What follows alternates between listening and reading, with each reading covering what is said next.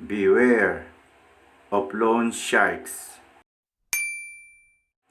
How to protect yourself against illegal lending practices in the Philippines. From 2017 to 2019, informal borrowing in the Philippines had grown significant by 10%, while formal borrowing increased by 4%, according to the Bangko Sentral ng Pilipinas, BSP. Financial Inclusion Survey.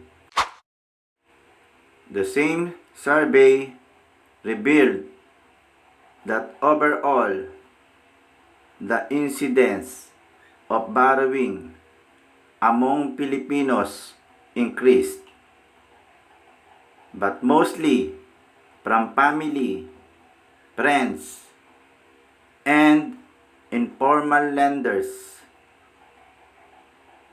Almost half of the Filipino adults were unable to meet regular spending needs before the pandemic amid the lockdown. It's expected that many will fall victim to illegal lending schemes. Sangla ATM or ATM loans and 5/6 are two popular forms of informal or illegal lending practices in the Philippines. In times of financial emergencies, borrowers apply for a quick cash loan with ATM cards as collateral. On the other hand, a few unemployed borrowers still endure the hefty 20% interest rate from loan sharks that often resort to harassment to collect the payment from defaulting borrowers. With the pandemic forcing the government to implement lockdowns and restrictions, more Filipinos who can't pay off their debts raise the questions how to fight loan sharks harassment in the Philippines.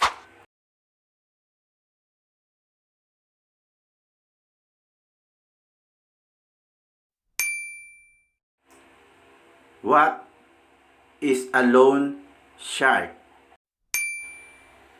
A loan shark is an unlicensed lender that offers loans at extremely high interest rates for a short period.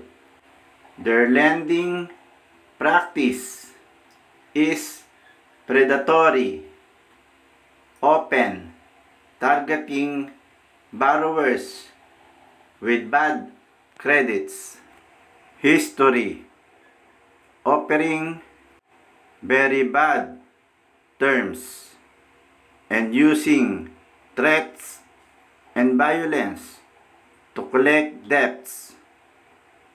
Two of the known illegal lending practices in the Philippines are 5-6 loans and Sangla ATM. 5-6 loan sharks and Sangla ATM lenders are both unlicensed companies or individuals offering unsecured quick cash loans that charge interest rates up to 20% or more, regardless of the amount borrowed.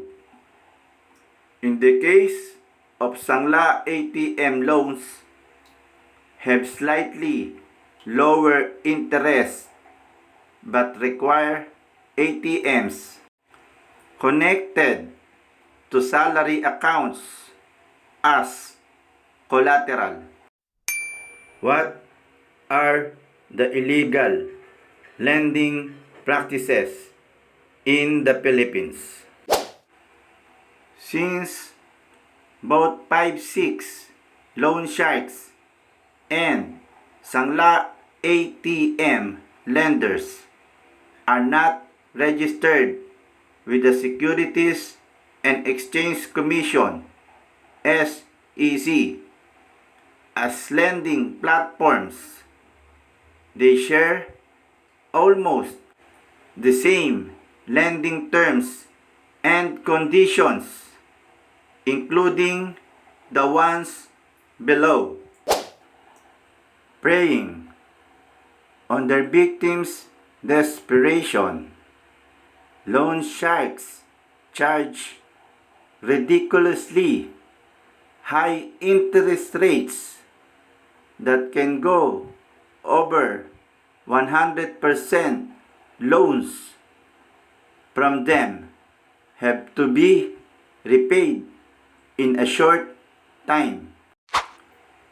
According to the Securities and Exchange Commission (SEC), the Supreme Court has already ruled the 5-6 lending scheme to be illegal. However, no ceiling were set for its interest rates. The Philippine law on loan sharks and even on legitimate lenders provides the borrower and the lender the freedom to agree on the interest rates and fees of the loan. The Bill of Rights, Article 3, Section 20 of the 1987 Charter protects borrowers from being imprisoned for debt. However, if all terms of the loan agreement are put into writing and are agreed upon by both parties, the borrower is still liable to pay off any borrowed amount from the lender. Number 2, requiring an ATM card or ID as collateral. The BSP has warned the public against loan sharks in the Philippines that operate Sangla ATM schemes. This illegal money lending system works by requiring borrowers to turn over their ATM cards and share their PIN and other confidential bank account information with a loan shark. Other loan shark may take a borrower's passport, driver's license, or any ID as collateral for the loan. Sangla ATM is dangerous because loan sharks could withdraw higher amounts than what they lend. It also exposes the victim to identity theft, unauthorized transactions, and other banking scams on their ATM accounts. Number 3, no formal loan contract. Unlike banks, government agencies, and licensed private lending companies, loan sharks don't provide any written document that specifies the terms of the loan. This makes borrowers prone to abuse, like adding extra charges anytime.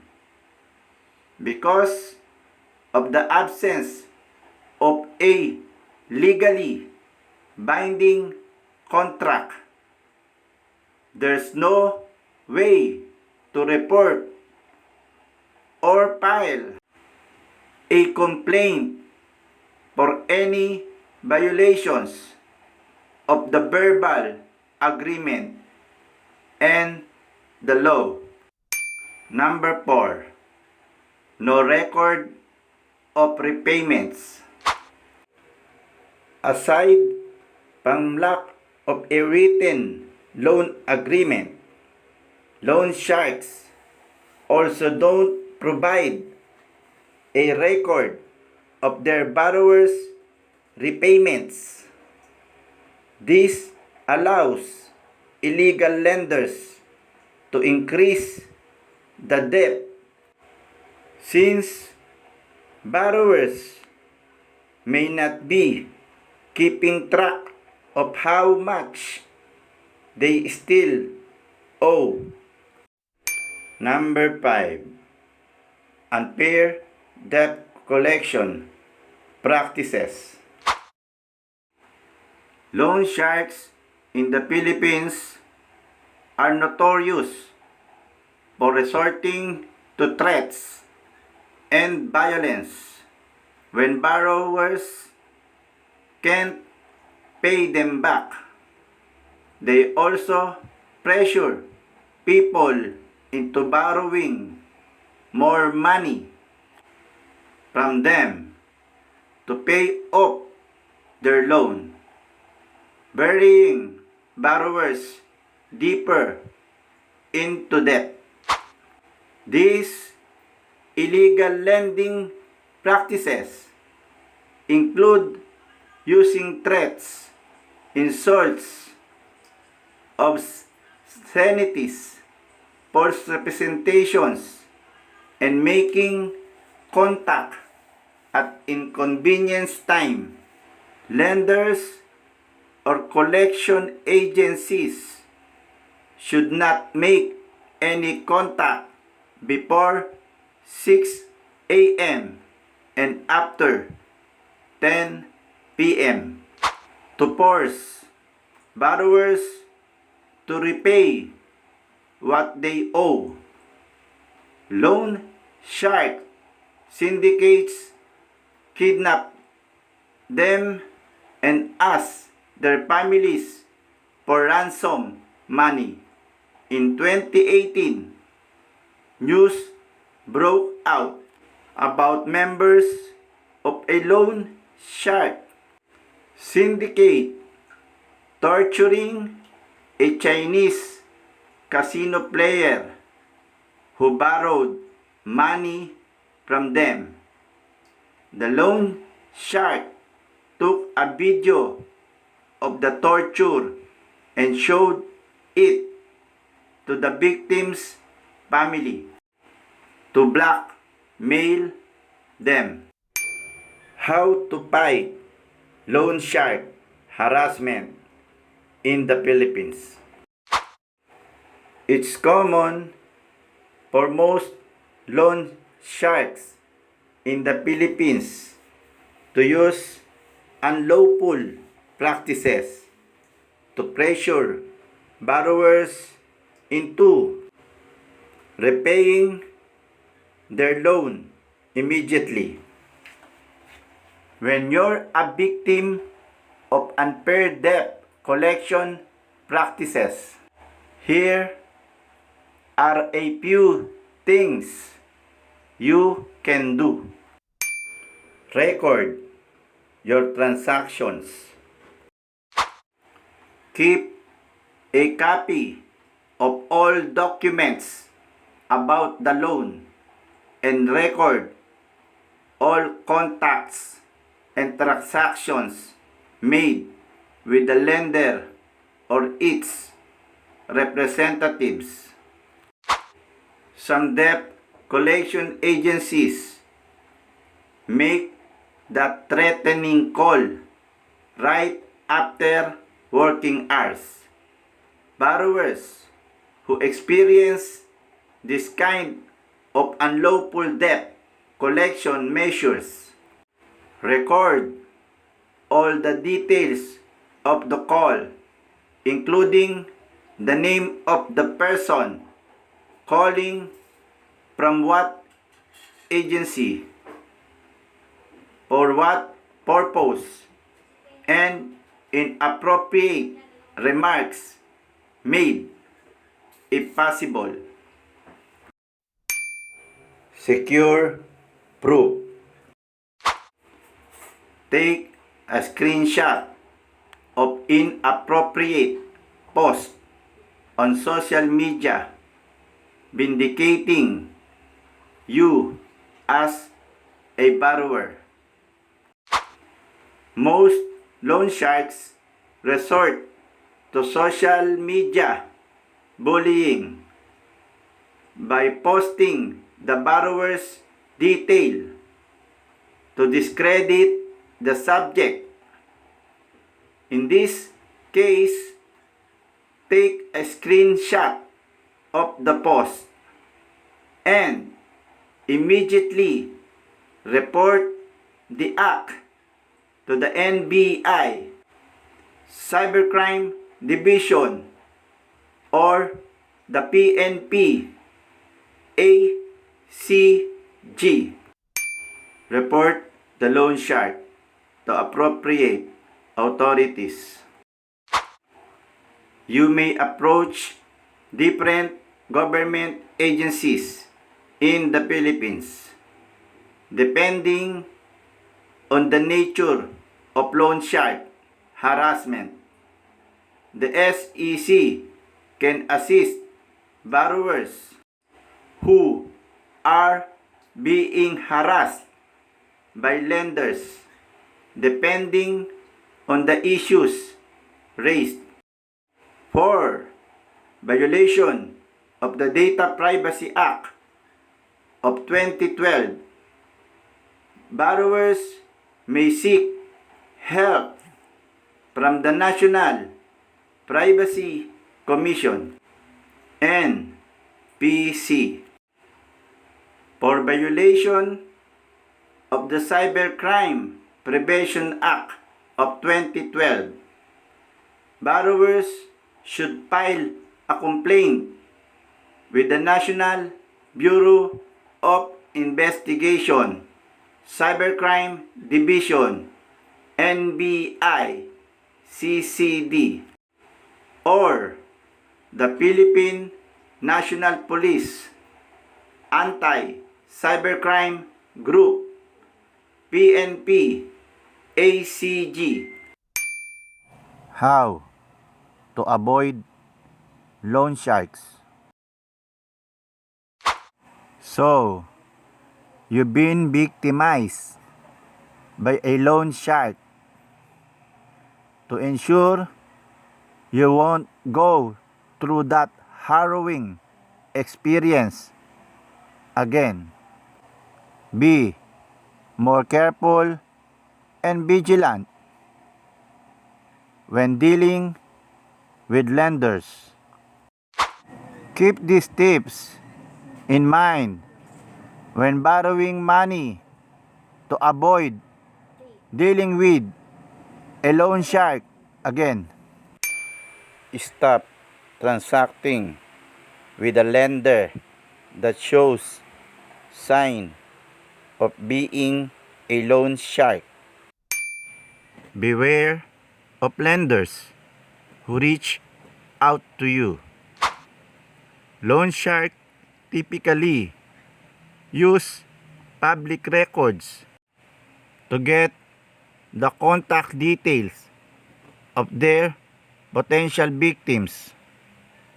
If you get an email or text message from a stranger offering you a loan, just ignore it. Legitimate lenders don't do that. Check if the lender is licensed. Use the Securities and Exchange Commission (SEC) website to verify if the lender is authorized to operate in the Philippines.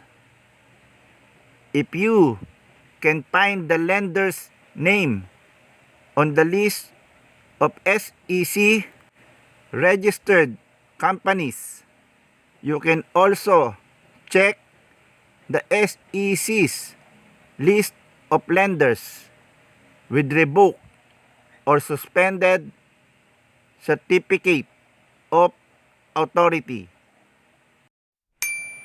Explore other ways to borrow money. If you're declined for a personal loan from a bank or government agency, try other licensed private lenders who may consider approving you for a loan, even if you have a low credit score or low income. Manage your loans responsibly so you don't have to resort to transacting with loan sharks as payment for your outstanding balances. Final thoughts. Borrowing money is a huge responsibility.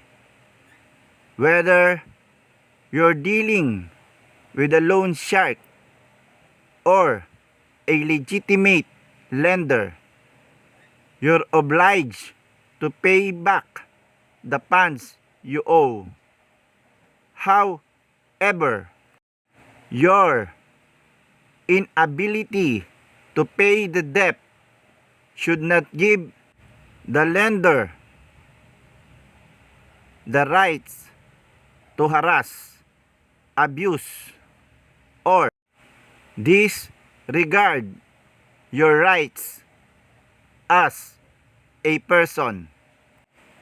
Remember that you're protected by the law against illegal lending practices in the Philippines. Know how to fight loan shark harassment in the Philippines. Also, your rights as a borrower by avoiding a loan shark at all costs, choosing legitimate personal loans from registered lenders, and seeking help from the right government agency.